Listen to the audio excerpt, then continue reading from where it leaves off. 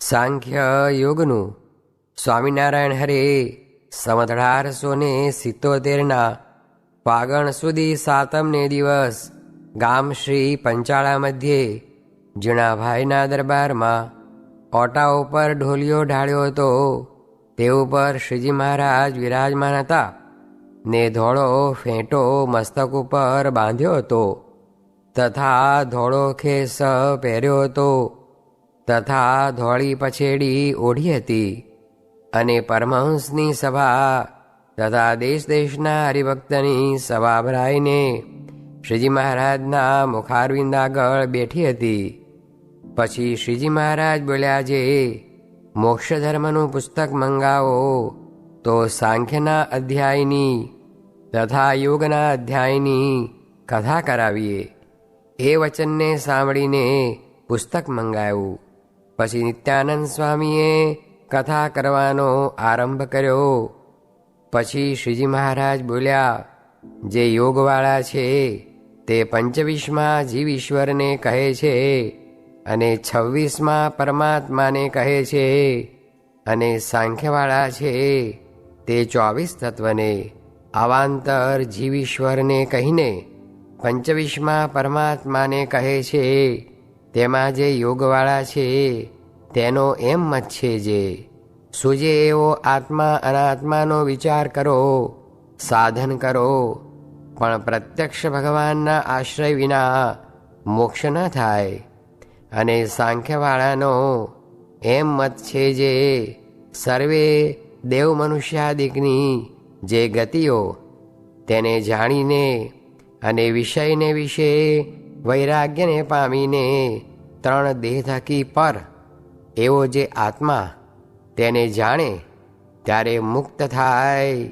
અને એ 2 પ્રકારના જે મત છે તેને પોતપોતાના મતમાં જે દૂષણ છે તેના નિવારણને અર્થે યુક્તિનું ગ્રહણ કરવું. તેમાં યોગ મતમાં એ દૂષણ છે, જે જીવને 25મો કહ્યો તથા ઈશ્વરને 25માં કહ્યા.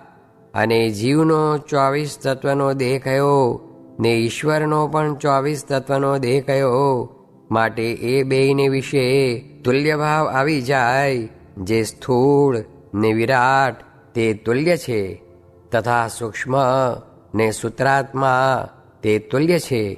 અને કારણ ને અવ્યાકૃત તે તુલ્ય છે તથા જાગ્રત ને સ્થિતિ અવસ્થા તે તુલ્ય છે તથા સ્વપ્ન ને ઉત્પત્તિ અવસ્થા તે તુલ્ય છે તથા સુષુપ્તિ ને પ્રલય અવસ્થા તે તુલ્ય છે. અને વિશ્વ, તૈજસ અને પ્રાજ્ઞ ને વિષ્ણુ, બ્રહ્મા અને શિવ તે તુલ્ય છે. એમ સમજીને 26માને ભજે છે. એવી રીતે જીવ ઈશ્વરને વિશે જે તુલ્ય ભાવરૂપ દોષ છે તેને ટાળવાને અર્થે કોઈક મોટા પાસેથી યુક્તિ શીખવી. જે ઈશ્વરના દેહમાં જે પંચભૂત રહ્યા છે તેની મહાભૂત એવી સંજ્ઞા છે ને તે ભૂત સર્વ જીવના દેહોને ધારી રહ્યા છે. અને જીવના દેહમાં જે પંચભૂત છે તે અલ્પ છે ને બીજાને ધારવાને સમર્થ નથી. અને જીવ છે તે અલ્પજ્ઞ છે ને ઈશ્વર છે તે સર્વજ્ઞ છે. એવી રીતે યુક્તિ શીખીને જીવ ઈશ્વરને વિશે સમપણું ન સમજવું. અને જો એવી યુક્તિ ન શીખ્યો હોય ને કોઈ પ્રતિવાદી પ્રશ્ન પૂછે તો તેનો ઉત્તર કરવો કઠણ પડે ને સમજણ ચૂંથાઈ જાય. અને કોઈ પ્રશ્ન કરે તે તો જીવ ઈશ્વરને વિશે સમપણું રહેવા દે નહીં. માટે જીવ ઈશ્વરને વિશે સમપણું ન આવે. એવી રીતની યુક્તિ શીખવી અને એવી રીતના જે વચન તેને સાંભળવા.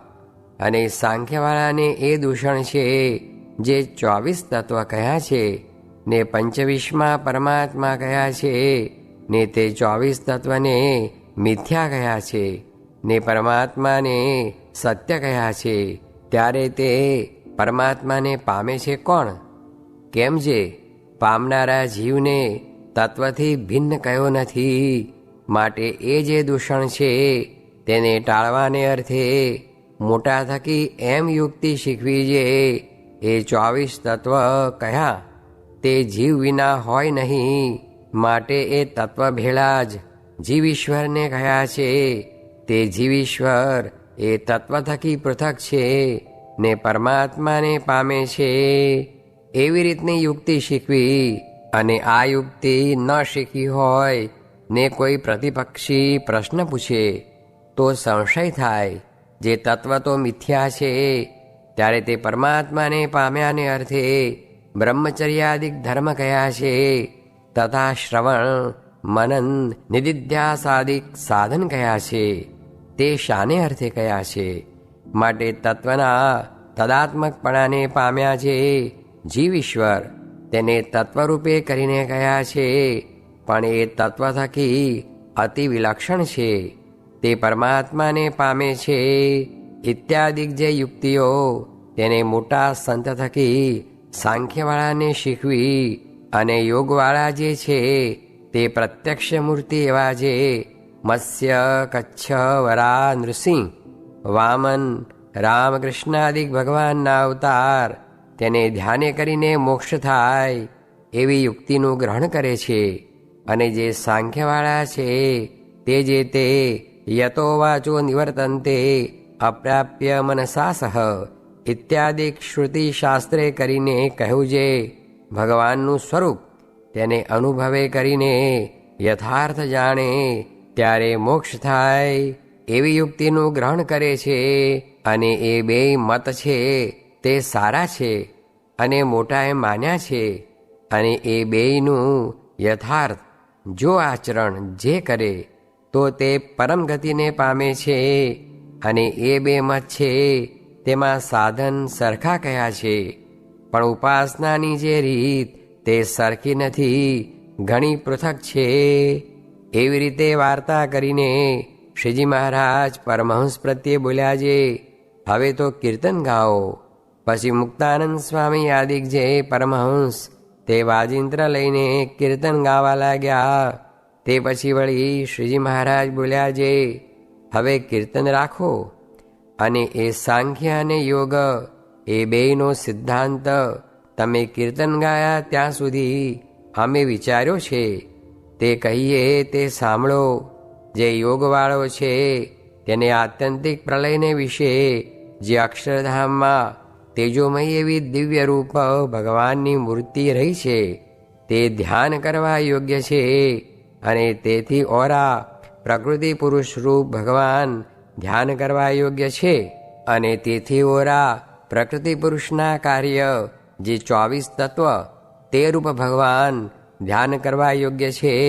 અને તેથી ઓરા હિરણ્ય ગર્ભ ને તેથી ઓરા 24 તત્વથી ઉપજો જે વિરાટ તે ધ્યાન કરવા યોગ્ય છે. અને તેથી ઓરા બ્રહ્મા વિષ્ણુ શિવ તથા પૃથ્વીને વિશે જે મત્સ્ય કુર્મ નૃસિંહ વરાહ આદિક ભગવાનના અવતાર તથા શાલગ્રામાદિક પ્રતિમાઓ એ સર્વે ધ્યાન કરવા યોગ્ય છે. એવું યોગવાળાનું તાત્પર્ય જણાણું. પછી સાંખ્યનો વિચાર ઉપજો ત્યારે તેણે એ આકાર માત્રનું નિરાકરણ કરી નાખ્યું અને એમ જણાણું જે એ સર્વના વિચારનો કરતલ જે જીવ છે તે જેવો શુદ્ધ કોઈ નથી. માટે જીવનું ધ્યાન કરવું એ ઠીક છે.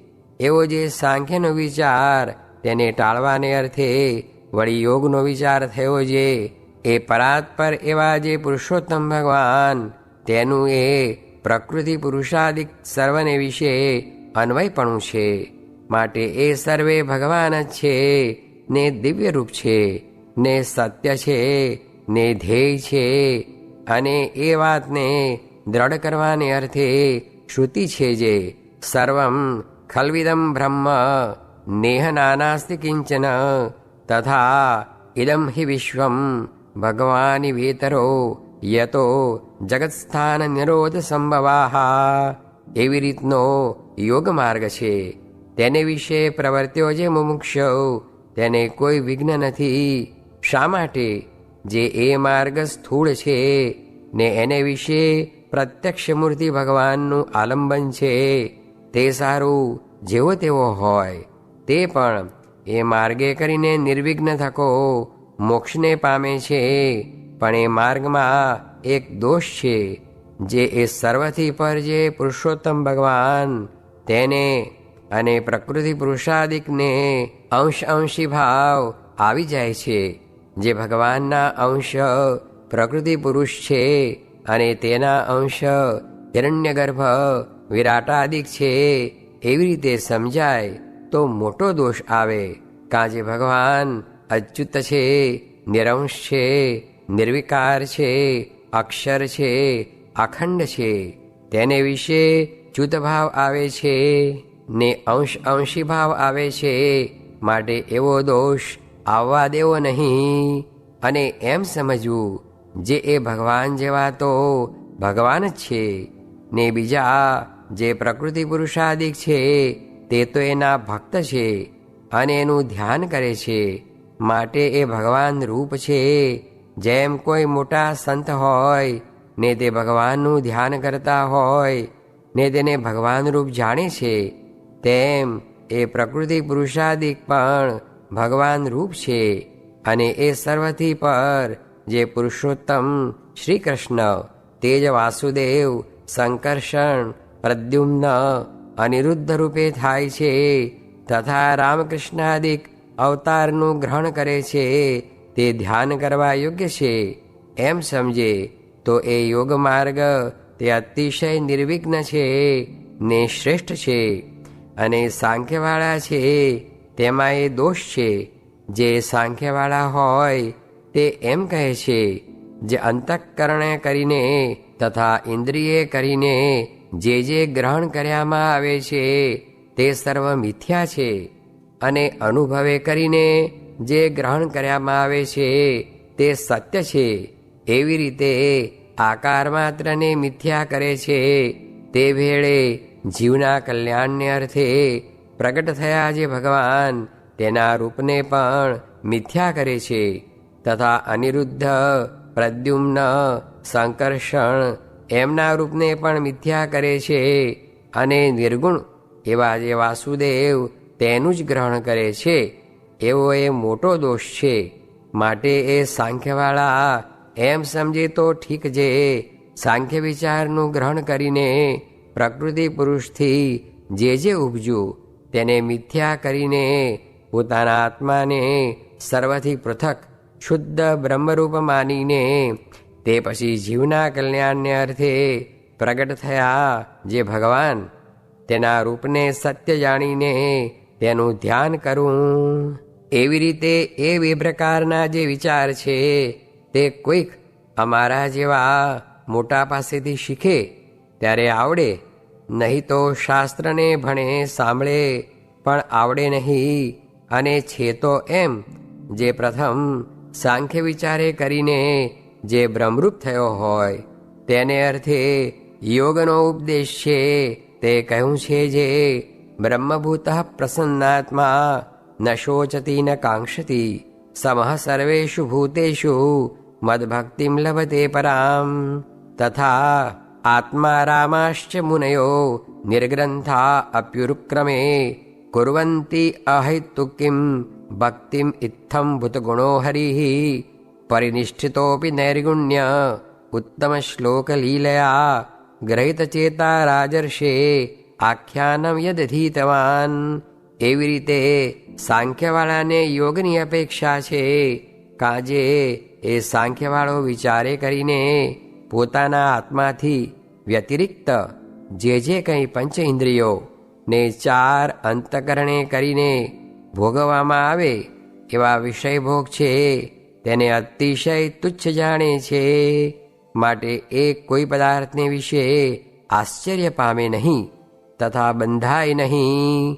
અને એની પાસે કોઈ આવીને એમ કહે જે આ પદાર્થ તો બહુ જ રૂડું છે, ત્યારે તેને એમ વિચારે જે ગમે તેવું સારું હશે પણ ઇન્દ્રિયો અંતઃકરણે કરીને ગ્રહણ કર્યામાં આવે એવું હશે ને ઇન્દ્રિયો અંતઃકરણના ગ્રહણમાં જે આવે તે તો અસત્ય છે, નાશવંત છે, એવી એ સાંખ્યવાળાને દ્રઢ સમજણ રહે છે અને પોતાના આત્માને શુદ્ધ જાણે છે.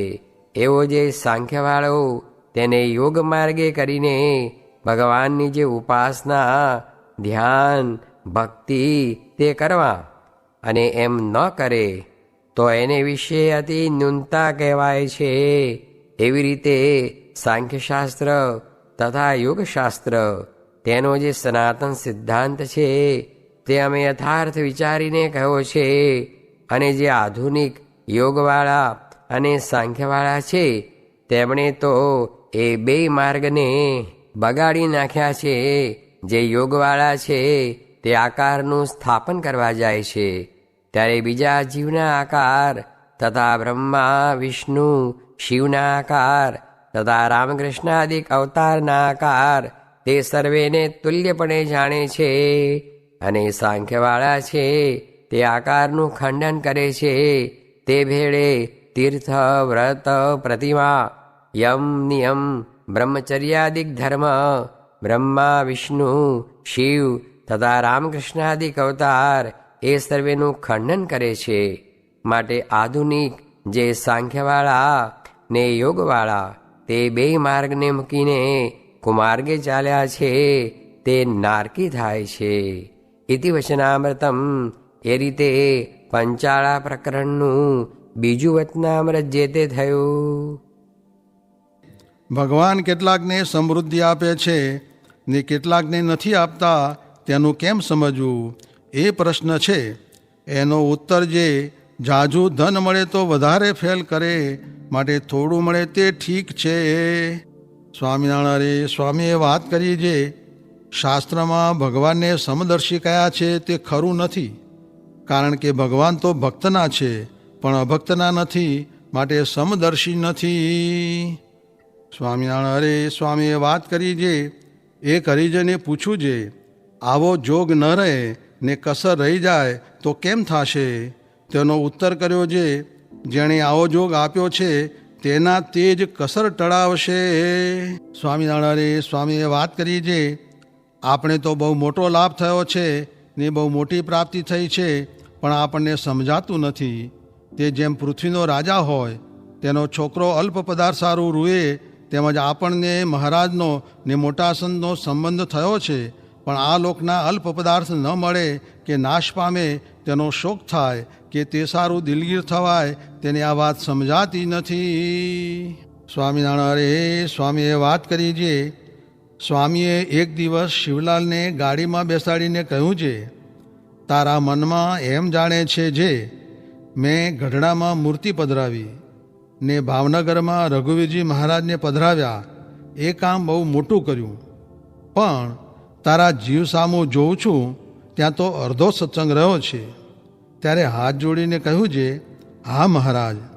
પછી સ્વામી બોલ્યા છે, આવા સાધુને મૂકીને જે સુખ ઈચ્છવું તે તો જેમ એક દિવસ ગાયનું વાછરું છૂટીને ગૌશાળાએ ગયું ને જાણે જે દૂધનું સુખ લઉં, પછી તો ત્યાં પોઠિયા ઉતરેલ, તે જ્યાં મોઢું ગાલવા જાય ત્યાં પાટું ખાય.